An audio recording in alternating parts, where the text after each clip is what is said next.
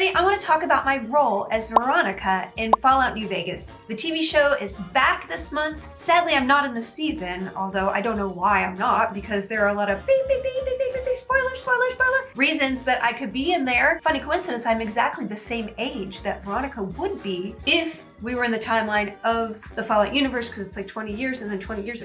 Anyway, let's talk about what I was actually in. Fallout New Vegas is one of my very favorite video games of all time. If I had to list my top 5 video games, it would be Fallout New Vegas, Skyrim, World of Warcraft, Stardew Valley, and probably Tetris. What I love about, especially Fallout New Vegas, is the world. And that's why I think the TV show is so great. This world was ripe for adaptation. When I was back at Geek and Sundry, this was the #1 video game that I tried to go to people and say, hey, guess what? You should adapt this. It's so cool. Because it's, you know, futuristic, it's 50s, it's apocalyptic, it's just everything you'd ever want in a genre TV show. As far as the video game, it's open world in such an amazing way. And it has that wonderful Bethesda thing where you can get stuck in a rock for a couple hours and maybe you didn't do your save game right, so maybe you have to start the game all over and you'll be so furious, but you will keep playing no matter what. When I played Fallout New Vegas, I played with my companion, Veronica. She's really peppy and overpowered, and she will come out of nowhere with her pneumatic fist and just literally knock people's heads across the dirt, separated from their torso. The overpowered nature of her attacks is one of the fun things, but also the dialogue is wonderful. So when I got asked to do this video game, it was, I think, 2009 or something like that. And it was just right after the guild took off and got super famous. And I was getting offers on a lot of things. And I'd never really done voiceover before. Getting the script that was like this was kind of intimidating. I started playing a replay of Fallout New Vegas on my Twitch stream. I had to stop for a while because of the voice actors strike. I should get back to it actually because it's so good. And it was kind of, I could tell that it was my first voiceover job, you know? It was not my profession and I was nervous, but at the same time, I'm really proud of my performance, and that role made me fall in love with voiceover acting and realize that, hey, this is like a whole other beast of its own. I do have to credit the wonderful directors and the writers of this. The writer was a very big fan of Dr. Horrible and Buffy and that sort of Joss Whedon quippishness, and that's, you can see that infused in Veronica's funny lines. I wish I had something to give you. Wait, what about punching? That's the gift that keeps on giving. I love the fact that one of the running jokes with her is that she wants a dress, or not joke, it's like her dream. She wants a dress because, I don't know, if you're living in an underground bunker with the Brotherhood of Steel, yeah, I can see why you want maybe something a little like flippant and fancy. I want a dress. Something elegant and classy, you know? But still stylish.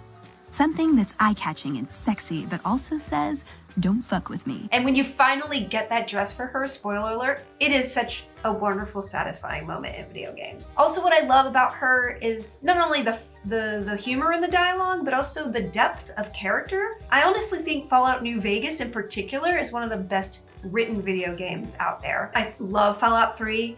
I love Fallout 4. I don't necessarily think the companions are as awesome as Fallout New Vegas, but that's just my personal opinion. I'm a little biased, but I do think that the depth of character with her inner conflict being, do I leave the Brotherhood or do I stay with them knowing that they're on the decline? Do I leave my family behind and always long for them? I think that was a wonderful storyline, and the courier, your character as you play, gets to make some really impactful decisions on what the future may bring for Veronica. And I don't know if either or all or any ending is super satisfying, but that's kind of life, right? We don't know what we're gonna do when we decide to go a direction, and we don't know what we're gonna regret, and we certainly don't know what to predict in a post-apocalyptic world where there are giant ants and radscorps trying to, you know, murder you and eat your innards. The one thing I always do is to lift encumbrance on all video games. That's the one hack that I always do because I want to carry everything. I'm a hoarder, not in my real life, but in video games, and I will do anything I can to carry every single thing that is not nailed down. And I'm not sorry for it. Back to Veronica. She also has a love interest.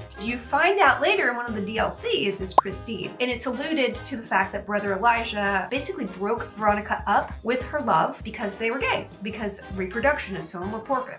It's a little bit Handmaid's Tale, and that's why I chose to destroy the Brotherhood. Sorry, Veronica. We'll see what I do in this playthrough. I really should get back to it. A funny story is that at the time the video came out, Veronica was, of course, voiced by me, but she looked a lot like a friend of mine whose name is Veronica Belmont. Veronica was like the #1 girl host online with tech and video game issues. She was actually one of the biggest proponents of the Guild on Twitter and on her blog and everywhere else. She actually made the Guild happen as a thing because she was like the most connected kind of online woman, and everybody followed her, everybody was kind of in love with her, and she was so cool and hip. So there was this funny joke going around that they had modeled the face after Veronica Belmont, and me, the other sort of like it girl of the internet at the time, was voicing her. So then they did a switcheroo and they put Veronica in the DLC as a voice as well. So pretty funny. I guess at the time, now nobody would know about kind of what the times were like back then. But yeah, we were some of the first,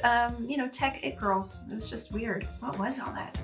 Anywho, Veronica is one of the best roles I've ever played, not only because of the depth and the volume of stuff I got to do, but I feel like I was integral to the story in a game that truly is one of my favorites. Of course, I always play with my character. I did have some of the other companions here and there, but it was nothing, like I always go back to myself.